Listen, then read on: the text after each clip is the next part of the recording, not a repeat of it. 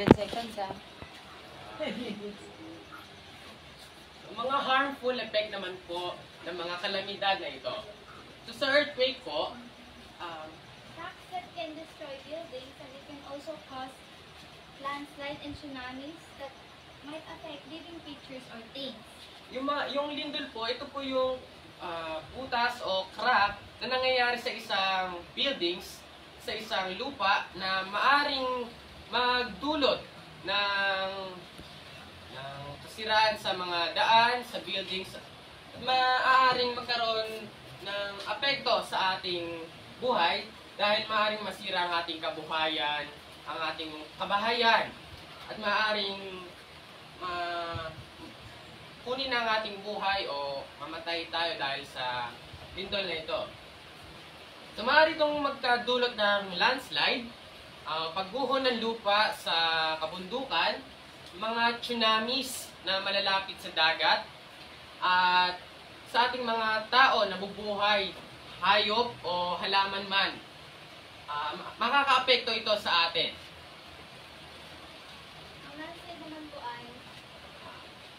Ang landslide naman po ay nakakaapekto sa mga kabundukan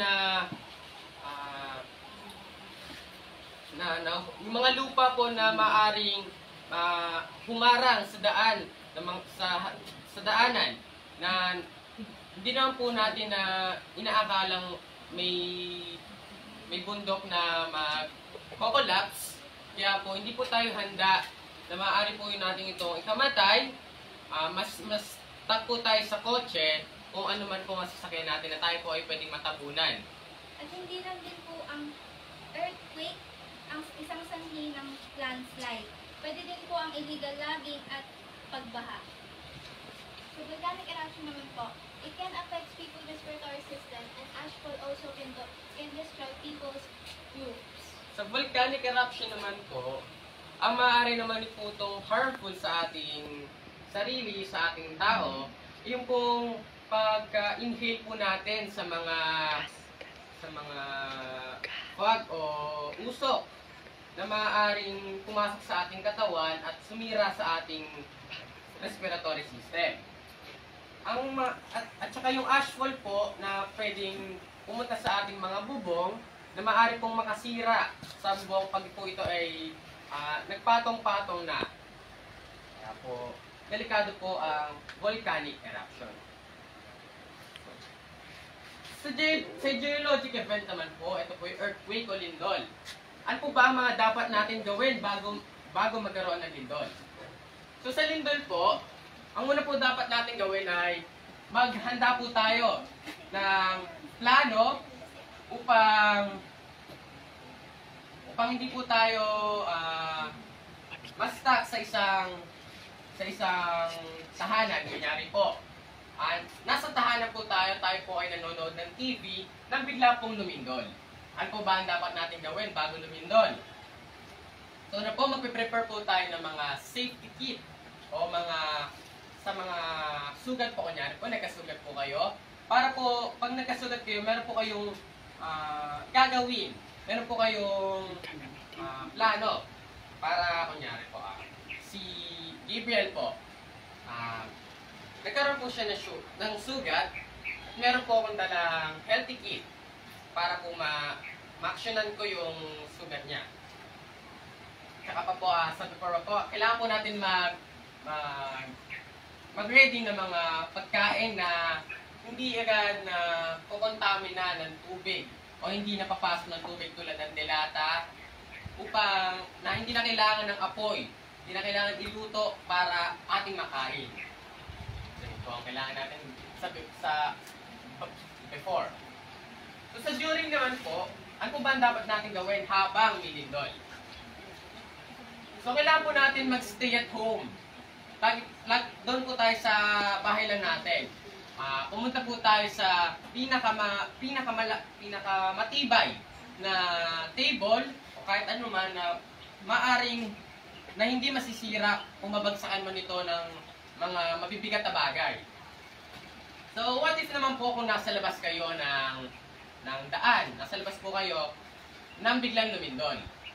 So una po niyo pong gagawin is lumayo po kayo sa mga bagay na maaring masira, na bumagsak sa inyo. So pumunta po kayo sa open area para hindi po kayo mabagsakan, ma-aksidente. So sa after naman po ng earthquake. So alam po natin na ang earthquake ay makuminsala. Marami po itong kinikitil na buhay. Kaya po, sa after earthquake naman po is tingnan po natin kung ano yung mga nasira sa ating kabahayan, kung meron bang crack sa ating mga pader upang magawa na po natin ito ng action. Maaari pong magkaroon ng aftershocks. Kaya po, dapat po tayo ay palaging maging handa kung magkaroon man po nito ng aftershocks. So, sa landslide naman po. Pagguho ng lupa. So, before landslide po, siyempre, ang kailangan natin gawin para ma-avoid natin yung landslide is, siyempre, wag po natin kakalpuhin yung bundok na puputulan po natin ng mga puno. Kasi po yun po yung kukos ng landslide, kaya po yung mga lupa po ay lumalambot. Siyempre po, avoidin po natin yung pagtira sa mga malapit sa kabundukan, sa mga steep slopes, at saka sa mga mountain edges. So sa during naman po ng landslide, so unang-una po ang gagawin nyo, huwag po kayo magpapanik. Kasi po pag nagpanik kayo ay hindi nyo na po alam ang gagawin nyo. Maging kalmado lang po kayo. At syempre po, lumayo po kayo sa pinangyarihan ng pagguho ng lupa. So what if naman po if nagka-landslide pero nasa loob po kayo ng kotse? So ano pong gagawin nyo? So una ko po palagi sinasabi, huwag po kayo magpapanik. Kasi po pag nagpanik nga kayo, wala kayong may isip na paraan upang makaalis sa pangyayaring yon. So ano pong gagawin nyo is huwag nyo pong bubuksan yung inyong bintana ng kotse. Kasi maaari pong pumasok yung lupa, o maaaring mabasag o masira yung lupa na yun. So yun ang pong gawin, maging kalmado lang kayo, doon lang kayo at hintayin niyo po yung rescue o tumawag kayo sa cellphone nyo if meron kayong dala para may dumating na rescue. So, sa after naman po. Sa after naman po, keep your distance from the debris. Well, okay. Keep your distance from the debris po, just in case may mga akita kagaya ng dito. At baka just in case kabal-kabal ka kayo sa site kung saan nagka-landslide. So, pwede po like mga, it's dangerous kasi you might either slip or pwede kayo matabunan po ng mga lupa o bato. And, Ano naman po, sa katitagan lang po. Pagkatapos po ng landslide, kailangan po natin syempre linisin yung daan o makalsada na natabunan ng lupa upang maging mas ligtas na madaanan ng mga tao yung kalsada. Yun lang po. So, sa volcanic eruption naman po. Gagawin niyo po before ng volcanic eruption is katulad po ng sa earthquake is mag-prepare po kayo ng mga to-go food katulad ng mga lata. Tapos, aid kits din po. Magdadala din po kayo. Tapos, iwasan niyo din po na mag-isita sa mga volcano na nagkakaroon ng mga activities katulad po ng konting pagsabog or paglalabas po ng mga usok.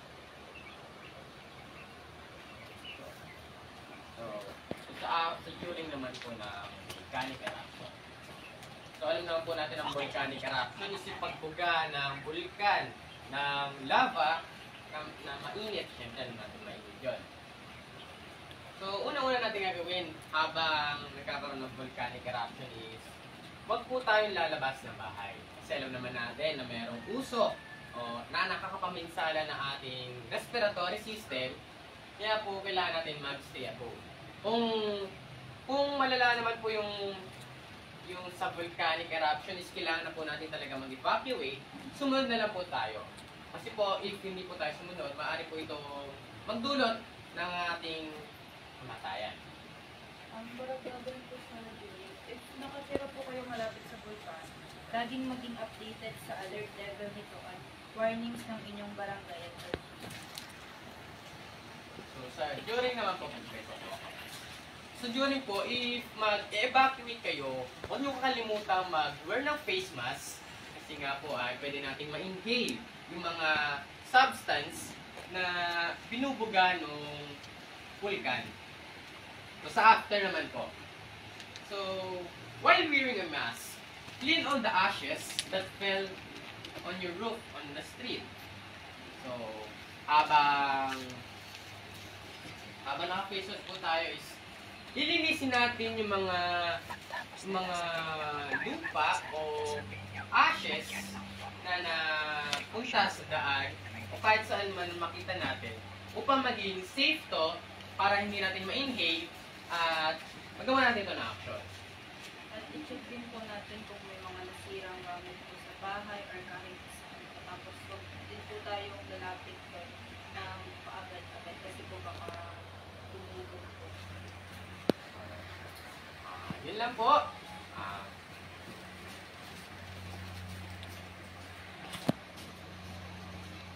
Maraming salamat po sa pakikinig. Maraming salamat po sa pagdayo sa aming munting discussion sa mga harmful effects at yung mga dapat gawin habang